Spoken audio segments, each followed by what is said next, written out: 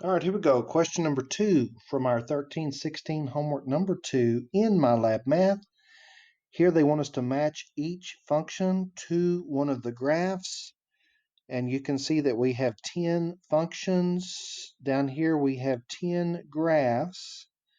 And we're going to have to do a little matching. Now I have some notes. This is going to be a little bit longer video because we have some notes to go through. All right, so in order to get these functions to match up with the appropriate graph, I think we only need to know two pieces of information. That is the starting point. Notice that it says sine starts at the origin and cosine starts at A. Now both of these are going to be on the y-axis. The starting point is determined by whether you have sine or cosine. And then the other piece of information we need is the wavelength, which is the period. And for sine and cosine, the period formula is 2 pi over b. I want you to notice down here, I've got the two standard formulas for sine and cosine. Again, the a value, the coefficient of the trig function, determines the amplitude. Cosine is going to start at that number, and sine is going to start at the origin, okay, on the y-axis. And it is also important to note that in this particular problem, we're not going to have a phase shift.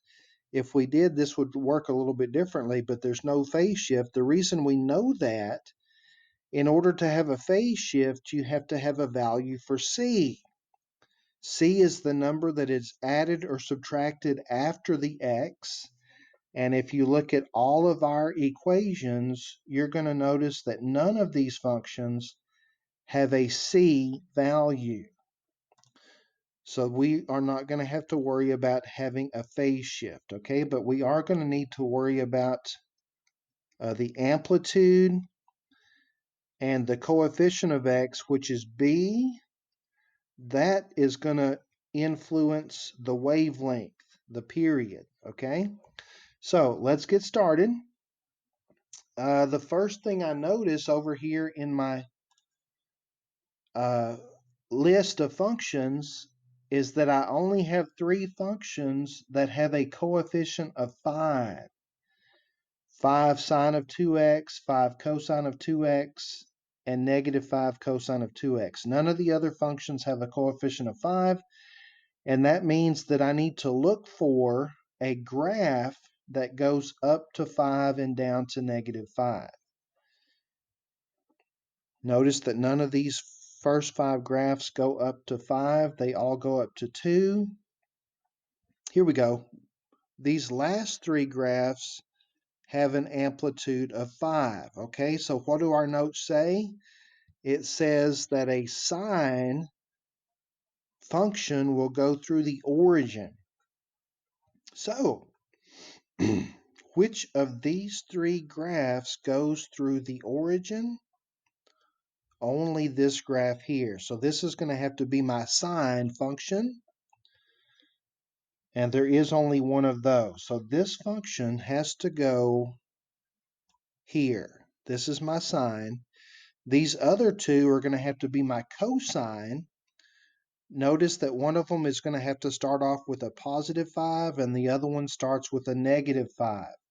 Because if you go back to the notes, it says cosine starts at the A, which is the number in front, on the y-axis. And so on the y-axis, this graph starts at positive 5. This graph starts at negative 5. So the positive 5 cosine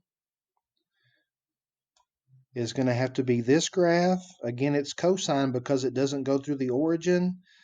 And it does have a positive 5 for A, so it's going to have to start up at positive 5. And then this function is going to have to go here because it starts at negative 5. So that gets 3 of them done, okay? Now then, back to the functions. The next one is 2 sine 1/2 x. Now this one, we're going to have to pay attention, I think, to the period. So let's bring up our notes here. and let's make a little note. Let's do a little bit of scratch work. Y equals 2 sine 1/2 x. And for this function, we know that the amplitude is 2, and it's going to have to start at the origin. Okay, sine starts at the origin. The 2 is the amplitude. Amplitude is always positive.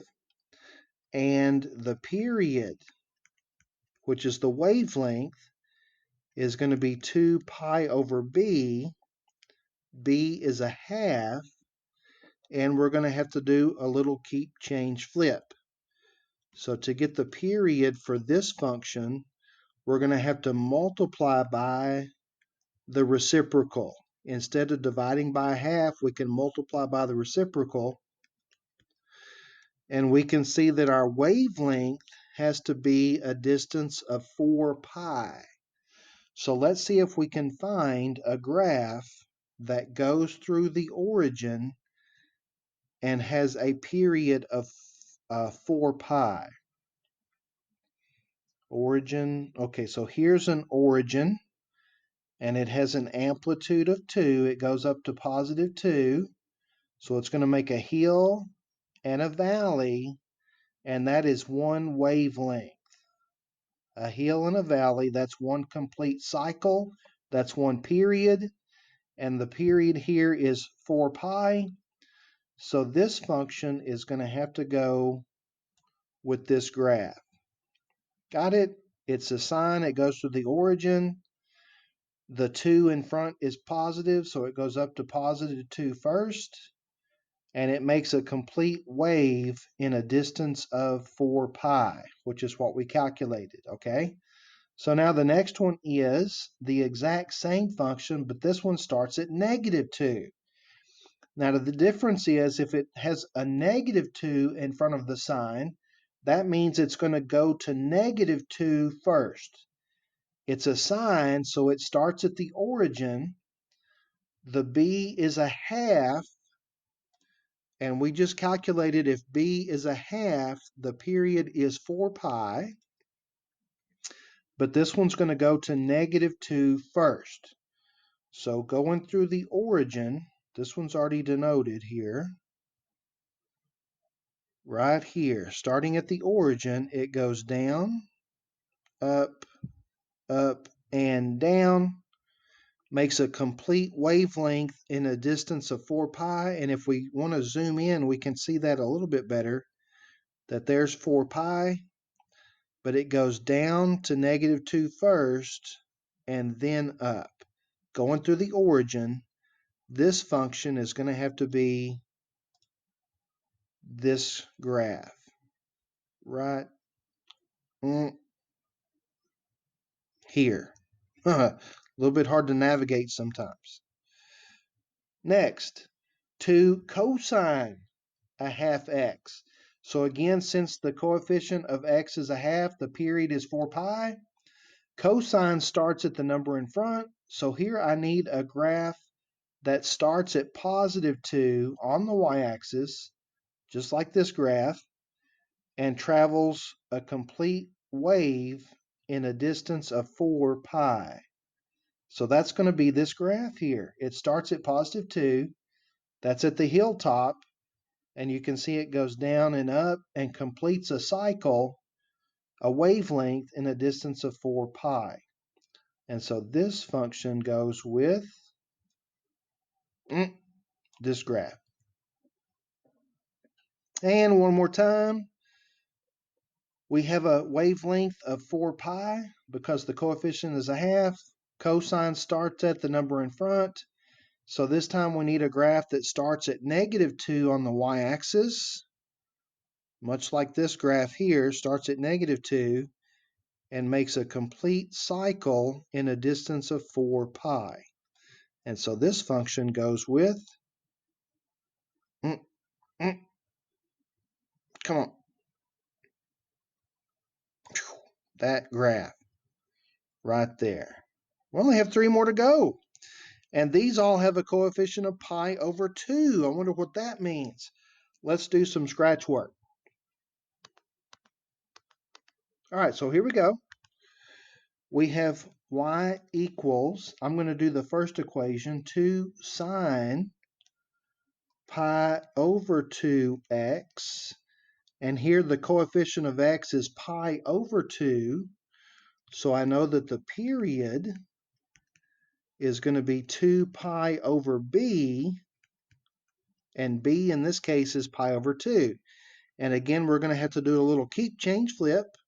We're going to multiply by the reciprocal. And notice that my pi's are going to cancel.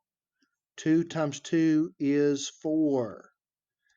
And so for these graphs, for the remaining 3 graphs, we're going to be looking at graphs that travel a period of 4, not 4 pi, just 4, and have an amplitude of 2. All right, so let's start with this graph. If I zoom in some, can I zoom in one more? There we go. This one starts at 2 and travels a complete wave from hilltop to hilltop in a distance of 4. So this graph does not start at the origin. It starts at 2, so this should be a 2 cosine function, okay? And let's minus that back down. This one should be a 2 cosine, and I have one right here, 2 cosine. So hard to manipulate. 2 cosine is that guy. And then what else do we have? Oh, look, here's one that goes through the origin. That's going to have to be a sine, and it goes up to positive 2 first. So that means it's going to be positive 2 sine, and it does travel a complete cycle, a complete wavelength of 4. And so that's my sine function. And then we don't have to even think about this one. It's the last one. It has to go here. But if I explain why it is this one, remember cosine starts at the number in front. So this one does start at -2 on the y-axis, and it makes a complete cycle starting down at -2, and it finishes back down at -2 at 4. And so this should be done. And then if I check my answer, let's see here, check. Oh man, that feels good. That was a long freaking problem, but it feels good to get it all done correctly. So I hope all of this was helpful. I hope all of these notes were helpful. If you have any questions or comments, feel free to leave those in the comment section below, or you can text me. And thanks for watching.